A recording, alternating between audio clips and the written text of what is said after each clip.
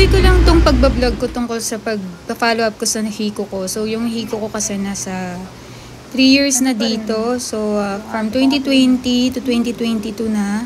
Ayan guys, nilalagyan muna yan ng pampamanhid or ito yung numbing gel. So, ito yung parang pinakaunang anesthesia na ilalagay sa inyo para kapag in-inject na yung pinaka-anesthesia, hindi kayo masasaktan. Gusto ko lang i-share tong experience ko para alam ng lahat ng mga nagpapahiko kung ano yung mga may experience nila. At saka gusto ko na rin burahin tong mga video na to sa cellphone ko dahil sobrang dami na, sobrang haba na, and yun na nga, gagawa ako ng dump files sa YouTube. Sa YouTube i-upload lahat. Sana nga makip ng YouTube lahat ng videos ko.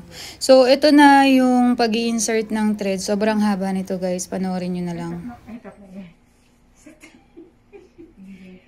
Maging tatlo sa tip niya.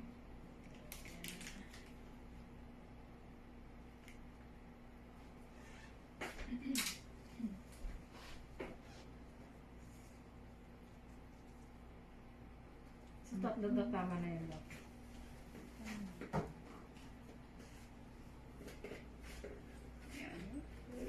Tingnan naman tayo sa kabila. Relax lang. Tiis ganda na tinatawag eh. Yan. Malawang daw. Tagal kasi yung bumalik. Ilang buwan ka nang hindi na bumalik? Tagal na. Tagal na. Ano po, 10? 10 months na. Parang February pa tayong huli namin balik eh. December. Ay, December ba? Wala pang 1 year.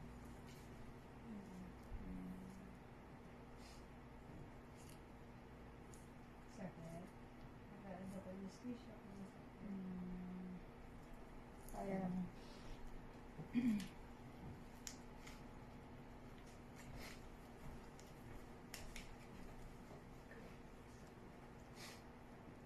maganda pala pumunta dito pag walang tubig. Pag naman. Parang mas manhid ko. Pag wala naman? Tulog. Talaga? Kala ko kasi natalutan. Ba't nagpuyat kayo kagabi, ma'am? Siya. Finish na. Filler na lang. Narinig na naramdaman mo sa ibabaw.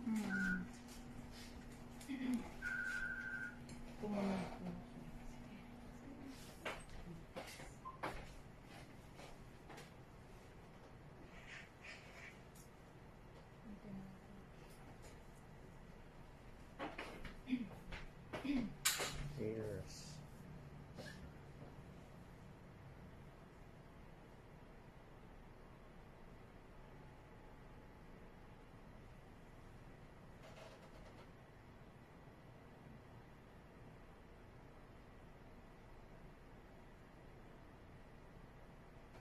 So ito magsasettle pa ito, ha?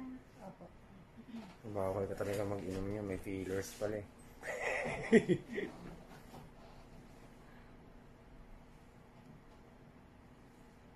Bawal din tumawa ng malakas.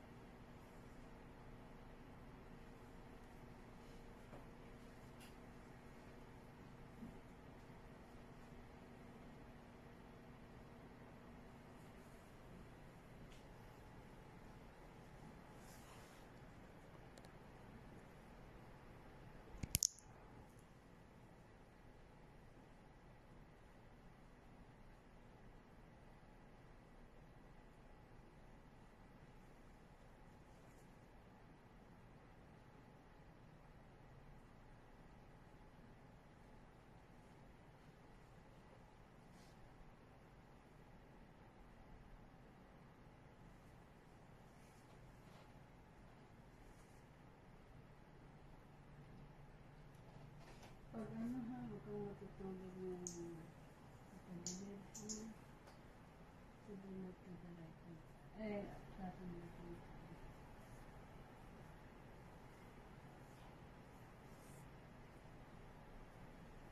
Paano po ba yung position ng pagtulog mo? Yan.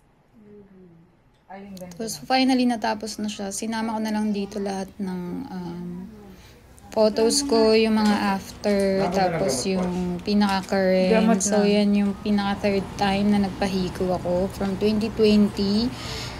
Tapos 2021, ito yung kasunod 2022. So ayan na nga guys, magandang maganda siya. Mataas na mataas kasi siya sa first days. Pero namamaga kasi yan eh. Kaya yan. Mukha na akong foreigner. Charot lang! Ito yung clinic na talagang trusted ko for the hiko. So yun na nga, share ko na lang dito yung link nila, Skinovative Clinic. And yan din yung nag-a-assist sa akin doon, si Miss Crazy. And yung before and after para ma-compare mo siya. Tapos ito na yung parang pinaka 3 years, 2 years. Ayan. So makikita niyo yung before and after talaga is sobrang laki na rin ng pinagbago. In fairness naman. Parang hindi na ako sasalang ng rhinoplasty kasi kontento na ako dito. Parang every year lang ako magpapalagay. So, ganun lang. Actually, my friend din akong nahikayat magpahiko. Actually, marami na. Pero ito si Miss Gemma is sumailalim na rin siya ng hiko. Pero hindi siya nag-avail sa Skinovative. I-share ko lang din tong isa pang clinic, guys. Dito ako nagpapa-follow up ngayon kasi mas mura. So, ito yung Hermosa Clinic. Nandyan lang yan sa per-review. Tapos, napakarami nilang branch. Search nyo lang sa Facebook. Hermosa Aesthetic Clinic. Tapos, yan yung mga session ko sa kanila. Siyempre, hindi ko na binidyo yung process kasi sa sobrang haba. Hahaba rin tong video ko. So, ayan. Share ko lahat dito.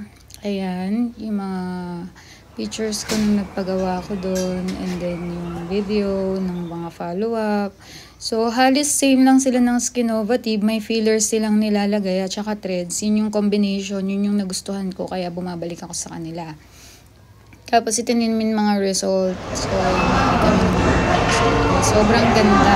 Kaya kung ako sa inyo, kung hindi kayo confident sa nose ninyo, kung pareho tayo ng ilong bago pa ako magpahiko. So, itry nyo na to. Maganda to. Ayan, yung Hermosa Clinic. So, yan. 2023. Tapos, yung latest ko ngayong 2024, before ako ma-deploy sa ibang bansa, and may skin test pa nga sila doon. Hindi ko nga naranasan yan sa Skinovative. So, ayan guys. I-try nyo na rin sa kanila kasi highly recommended, safe na safe. Tapos mababait, may ingat yung mga nag-a-assist doon. Ito yung follow-up ko. Ayan. Tapos ito na yung before and after. Kung gusto niyo ako makita ng current, nood lang kayo ng mga video ko. Tapos visit niyo yung Facebook ko. Salamat!